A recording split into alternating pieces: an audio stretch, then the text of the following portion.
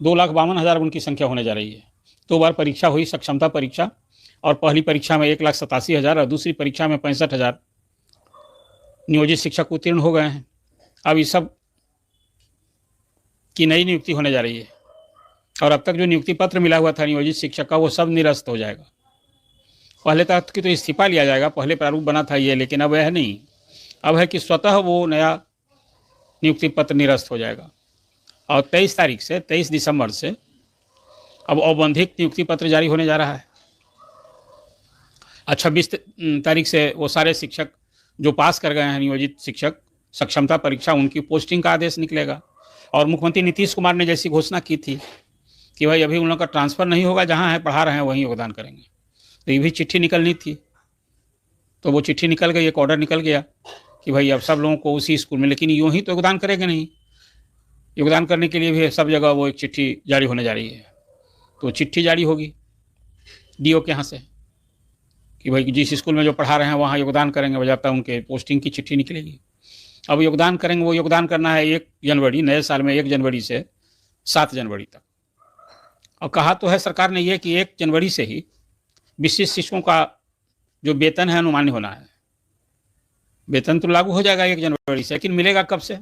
जब शिक्षक योगदान करेंगे, जिस तिथि को योगदान करेंगे 1 से 7 के बीच में, उसी तिथि से उनका वेतन मिलेगा विशिष्ट शिक्षक का, और उसी दिन से उनकी नई नौकरी हो जाएगी विशिष्ट शिक्षक की, और स्वतः विरमित हो जाएंगे नियोजित शिक्षक से, मतलब उनकी सेवा नई हो गई। अब यहाँ मूल सवाल है कि पुरानी सेवा का क्या होगा? जो 15 साल 18 साल 20 साल से काम कर रहे हैं, उनका क्या होगा? उनका कुछ नहीं, उनकी सेवा का कोई उनकी गणना नहीं होनी है, सब नई नई की हो जाएगी। इसलिए मैं मानता हूँ कि 2025 अब शिक्षकों के लिए कुछ उपलब्धि है। वो उपलब्धि है कि सरकारी कर्मी बनने के लिए उन्हें बड़ी लंबी लड़ाई लड़ी, तो सरकारी कर्मी तो बनने जा रहे हैं। जिस दिन से योगदान करेंगे उस दिन से विशेष शिक्षक सरकारी कर्मी बन जाएंगे। तो सरकारी कर्मी को देश सुविधाएं मिलनी है, उसमें नई सुविधा क्या मिलनी है? अब एक नई सुविधा सिर्फ पेंशन की सुविधा, तो अभी तो सेवा करने की बात है। और 2024 बीत गया लड़ाई में, शिक्षकों को लड़ते रहे कि भाई हमको आप सरकारी कर्मी बनाइए, बिना शर्त बनाइए। एक न मानी सरकार। बीपीएससी की परीक्षा हुई, और बीपीएससी की परीक्षा में तो 2,17,000 शिक्षक नियुक्त हो गए। उसमें नियोजित शिक्षक भी शरीक हुए परीक्षा में, 28,000 नियोजित शिक्षक भी बीपीएससी शिक्षक हो गए। तो अब बच्चे 2,39,000 शिक्षक, उसमें 85,000 शिक्षक बचे हैं जिन्होंने परीक्षा नहीं दी है। और नई जो अभी संशोधित नियमावली है उसके अनुसार 2 साल में 3 बार परीक्षा होनी है, और सबको परीक्षा होनी है।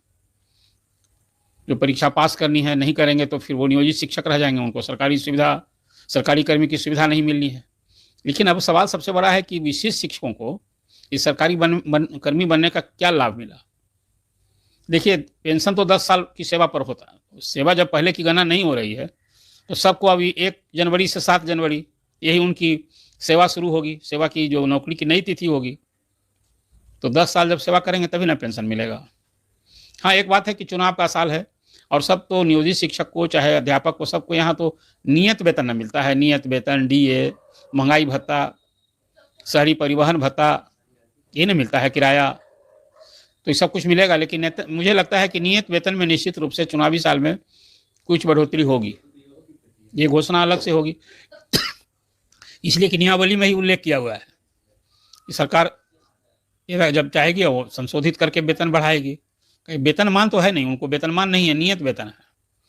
तो सरकारी कर्मियों को दूसरे सरकारी कर्मियों की तरह कोई पे स्केल नहीं है।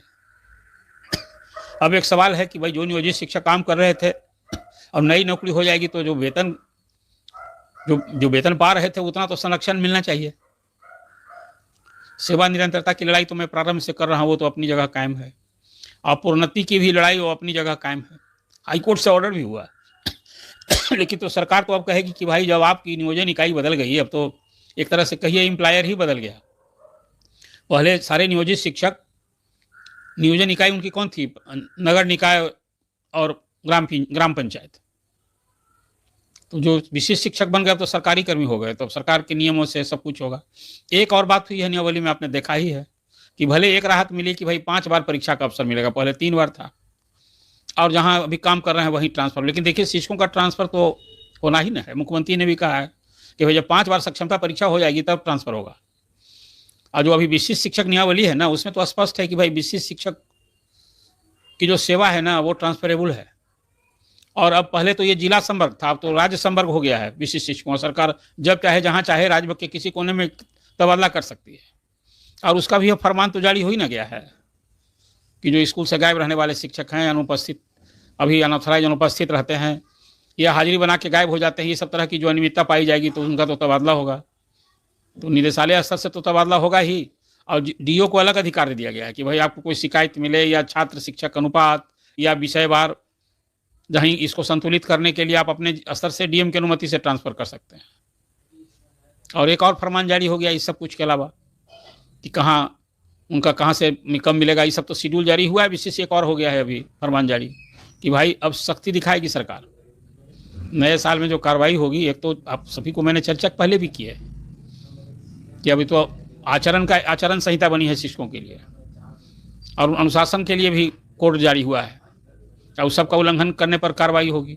एक और बात हुई है अभी कि भाई स्कूल में अभी कभी लगातार शिकायत मिल रही है। अभी तो जो एसीएस हैं स्कूल में फ़ोन करते हैं तो ये मालूम पड़ता है कि भाई बहुत सारे जो नज़दीक के स्कूल में शिक्षक हैं वो ऑनलाइन हाजिरी बना के भी निकल जाते हैं और फिर शाम को उसी तरह से ऑनलाइन हाजिरी बनाते हैं। तो ऐसे शिक्षकों के बारे में सरकार की समझ बनी है कि हेडमास्टर की संलिप्तता से या लापरवाही कहिए या फिर दबाव कहिए, कोई कारण से इस तरह से यदि शिक्षक हाजिरी बना के गायब होते हैं अनऑथराइज एब्सेंट, तो अब हेडमास्टर भी इनसेरेबल होंगे, उनके खिलाफ कार्रवाई होगा। अनुपस्थित रहेंगे तो उनके खिलाफ तो कार्रवाई होगी। और दूसरी एक बात तो ये है कि शिक्षकों का छात्रों की हाजिरी को लेकर के सरकार की एक समझ बनी है कि स्कूल में जो शिक्षक के जितने पद हैं उसके हिसाब से यदि छात्र उपस्थित नहीं हो रहे हैं, वास्तविक उपस्थिति नहीं है, भौतिक उपस्थिति है, और हाजिरी ज़्यादा लोगों की बनाई जा रही है, तो इस पर भी सख्ती होगी। इसके लिए भी तो अब चेक होना है और उसमें भी अब कार्रवाई होनी है। और सूनर लेटर अब स्कूलों में जो छात्रों की वास्तविक उपस्थिति है, वास्तविक संख्या है, मतलब जो पढ़ रहे हैं, ऐसे लोगों की अलग चेकिंग होगी। तब फिर और शिक्षकों की संख्या घटाई जा सकती है, ये भी अब कार्रवाई होगी। मतलब 2025 का जो वर्ष है वो अब शिक्षकों के विरुद्ध कार्रवाई का वर्ष होगा। ये भी इसको इस रूप में आप देखिए, इस शिक्षा में सुधार के लिए सरकारी कर्मी बन गए तब सख्ती ही सख्ती होगी। 2024 आपकी लड़ाई में बीत गया और 2025 में जिस ढंग से सरकार की अब शिक्षा में सुधार की बजाय शिक्षकों को सुधारने पर अब ज़्यादा जोर दिया जा रहा है कि शिक्षक सुधर जाएंगे तो अब फिर पढ़ाई भी सुधर जाएगी। अब ऐसी सोच है, क्या कहा जाए। मैं तो ये मानता हूँ कि शिक्षकों के बारे में सरकारी सोच बदले, गड़बड़ करने वाले को आप आइडेंटिफाई कीजिए, लेकिन आप जरा देखिए आपके लिए जो आचरण संहिता बनी है वो क्या है। अब खाली आप विशिष्ट शिक्षक नहीं, बिल्कुल विशिष्ट व्यक्ति और आदर्श व्यक्ति के रूप में अब आपको दिखना है। आचरण संहिता तो यही कह रहा है और अनुशासन भी उसी ढंग से है। तो अभी विशिष्ट शिक्षकों के पदस्थापन को लेकर जो नया आदेश जारी हुआ है 23 तारीख से लेकर के और 26 तक फिर औबंधिक नियुक्ति पत्र, और फिर पुराना रद्द, नया भी कामयाब औबंधिक मिलेगा वो भी, और फिर सब लोग योगदान करेंगे। वेतन तो सुलभ तब होगा जब सबकी फिर डॉक्यूमेंट वेरिफिकेशन सब जांच होनी है कि जिन शिक्षकों को अब नियोजित से विशिष्ट बन के जा रहे हैं वो सब बिल्कुल दुरुस्त है ना सब तरह से, मतलब वही व्यक्ति हैं जो नौकरी कर रहे थे नियोजित शिक्षक की दूसरा के हैं। दस्तावेज जिस आधार पर वो सब कुछ 3-3, 4-4 परीक्षा हो गई उनकी, वर्षों से सेवा, बहाल हुए तो डिग्री, टीचर्स ट्रेनिंग, दक्षता पास जिसको पात्रता परीक्षा कहते हैं, और फिर ये पास हो गए आप सक्षमता परीक्षा, और तब भी अभी डॉक्यूमेंट वेरिफिकेशन का अभी चक्कर नहीं आपसे छुटा है। फिर जांच होगी तब वेतन भुगतान होगा और योगदान की तिथि से विशिष्ट शिक्षक का वेतन मिलेगा। ये है फरमान। तो नए साल में स्कूलों में बदलाव तो नहीं है। जब 2,52,000 शिक्षक उसी स्कूल में पढ़ाएंगे तो बड़ा बदलाव तो नहीं होगा। हाँ, बदलाव होगा जो 38,000 प्रधान शिक्षक योगदान करने वाले हैं, 8,000 जो हेडमास्टर बहाल होने वाले हैं, और फिर जो Tier 3 में जो लोग सिलेक्शन हो गया है जिनकी काउंसलिंग, अब तो सब कुछ नया साल में होना है। तो नए साल में फिर Tier 4 भी होने वाला है जिसमें 1,30,000 शिक्षक बहाल होंगे, और अब अगले साल से तो शिक्षक रिटायर भी होने लगेंगे नियोजित शिक्षकों में अच्छी खासी संख्या में, तो उनको पेंशन कहाँ मिलेगा। यह है स्थिति विशिष्ट शिक्षकों के संबंध में जो सरकार का फरमान जारी हुआ है, उसको आपको अपने अपडेट कराया है। मैं तो मानता हूँ कि विशिष्ट शिक्षकों के लिए भी ये सारा फरमान एक खाली यही उपलब्धि रह गई कि जहाँ पढ़ा रहे थे फिलहाल वहीं रहेंगे, लेकिन 2 साल में जब सब परीक्षा हो जाएगी सक्षमता की और बची 3 परीक्षा, तो ट्रांसफ़र तो होना ही है। और फिर जो नई नीति बनेगी ट्रांसफ़र पोस्टिंग की बननी है जिसमें जनरल ट्रांसफ़र होगा। अभी तो विशेष समस्या वाले लोगों का हो रहा है ट्रांसफ़र, वही संख्या बहुत है, 1,62,60,000। देखिए क्या कुछ होता है। विभाग की ये पूरी ताकत शक्ति अभी तो शिक्षा में सुधार और शिक्षकों के सुधार में लगी है।